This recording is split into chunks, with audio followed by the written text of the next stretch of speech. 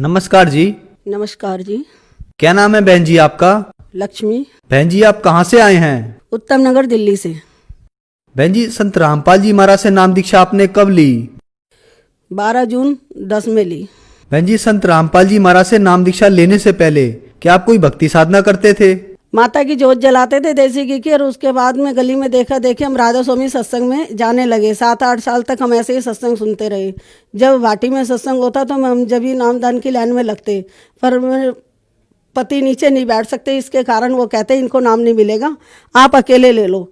मैंने कहा मैं अकेली नहीं लूँगी, क्यों, मैं आऊँगी जाऊँगी इन्हीं के साथ, ये नहीं आएंगे मेरे पति तो मैं कैसे आ सकती हूँ, तो मेरा तो आना बेकार है। मैं नाम लूँगी तो साथ में लूँगी। 3-4 बार हमारी पर्चियाँ वापस हुई राधा स्वामी से, फिर भी मैंने हार नहीं मानी। फिर दोबारा उन्होंने कहा ब्यास आ जाना टालने के लिए, तो मैंने इनसे कहा मैं ब्यास भी जाऊंगी। फिर ब्यास ले गए। ब्यास में सारे जितने वहाँ के सेक्रेटरी थे सारे हंसने लगे, पीछा नहीं छोड़ेगी, यहाँ भी आ गई। मन की हाँ आ गई। तो मैंने ये कह रहे आगे मेरे को फिर डांटेंगे, फिर बाहर निकालेंगे।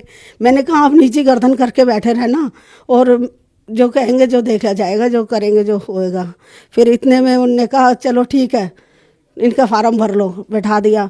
और वहाँ चेयर नहीं मिले, हर भगत जी नीचे ये बैठ नहीं सकते मेरे पति, तो बैठ नहीं सकते तो दिक्कत बहुत। फिर एक ने कहा कि कोई बात नहीं, इसको चेयर भी ला के दे दो।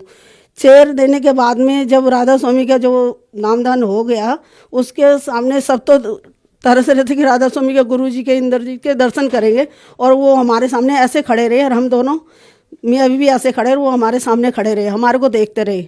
ऐसे हमारे को राधा स्वामी सत्संग से नामदान मिला। बहन जी आपने राधा स्वामी डेरा ब्यास की बहुत साल तक भक्ति की, तो इन सब भक्ति साधनाओं से आपको क्या क्या लाभ हुए? इनसे मुझे कोई लाभ नहीं हुआ, और इनसे मुझे ज़्यादातर तो घर में नुकसान ही हुआ।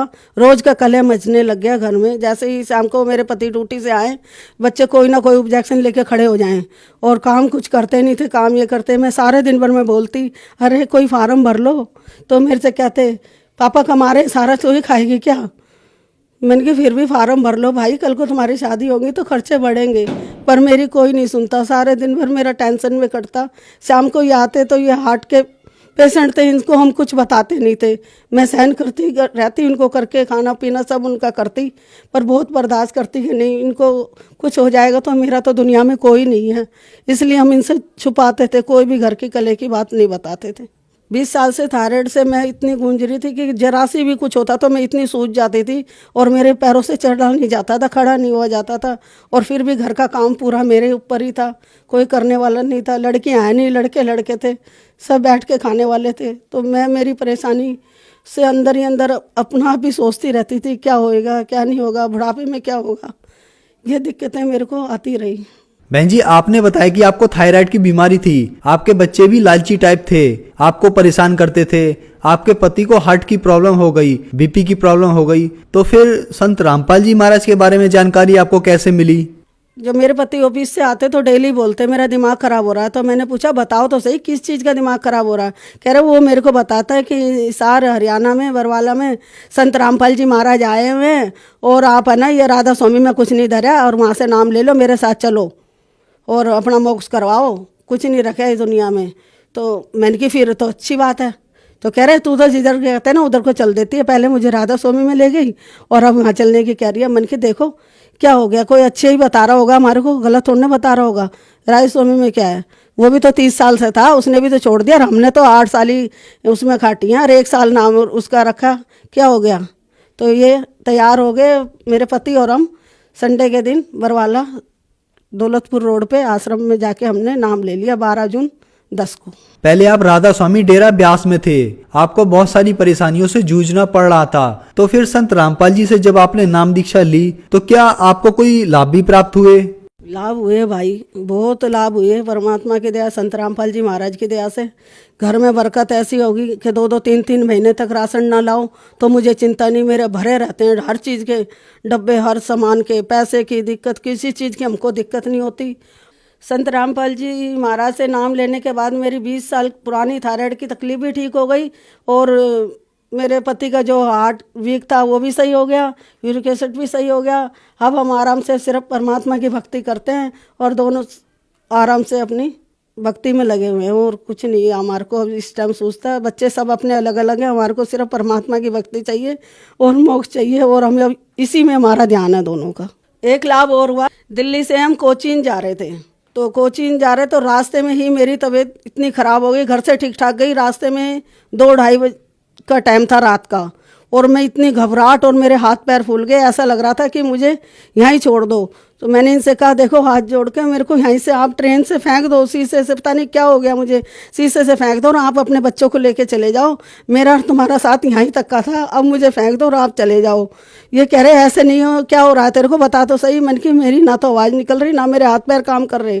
तो कह रहे ऐसा नहीं होगा, हमारे साथ संत रामपाल जी महाराज हैं, क्यों घबरा रही हैं। तो मन की मेरे से तो सिमरन भी नहीं हो रहा इस टाइम। तो इन्होंने जैसे ही मेरी कलाई पकड़ी और यहाँ से सतनाम करना जाप शुरू किया, तो मेरे धीरे धीरे धीरे धीरे मुझे नींद आना शुरू हुई, और जब मैं शांत हुई मालिक ने मुझे वहाँ जीवन दान हुआ। वहाँ मेरी मौत निश्चय थी, बिल्कुल मेरे सांस बिल्कुल बंद हो गए थे। 3 दिन तक तो मैं खड़ी नहीं हो सकी, जहाँ पहुँच के भी इतना मेरे उस काल का अटैक हुआ। और इन्होंने जैसे सतनाम का सिमरन करा मैं ठीक हो गई, आज तक मैं बिल्कुल ठीक हूँ। वो दृश्य मुझे आज भी याद आता है, तो मेरी आत्मा मालिक संत रामपाल जी महाराज को याद करती है, मालिक आप ही ने मुझे जीवन दान दिया। और दूसरा ये लाभ हुआ कि हम घर में दोनों ही रहते हैं, सब बच्चे अलग अलग हैं, तो बाहर के गेट की कुंडी लगा के मैं वहीं सीढ़ी में बैठ गई। ये मेरे से बोल के गए मेरे पति कि मैं आता हूँ जब ही खाना खाएंगे। मैंने कहा ठीक है। मैं घर का काम करके अपने बैठी बैठी अपना सिमरन कर रही थी। मुझे पता नहीं लगा कि बहुत सारी टाइलें, सारी मोटी, कम से कम 2-3 इंच मोटी हैं, पत्थर लगे हुए हैं, वो सारे टूट टूट के मेरे पैरों के पास ढेर हो गए। मैं सोच रही रसोई में बर्तन गिर गए या तो कोई चूहा हुआ घुस गया, बर्तन गिर गए, वहाँ की आवाज़ है। बाद में मैंने नीचे देखा, हाय, तो जब से हाय हुआ इतने में मालिक ने मुझे तो गोद में उठा रखा, और मेरे हाथ पे एक पे अंगूठे पे मिट्टी लगी, कहीं चोट नहीं लगी। ये भी मिट्टी भी मालिक ने निशाने बना दी, कहीं भूल जाए कि मेरे नहीं लगी, सिर्फ एक अंगूठे पे मेरे खरोच आई।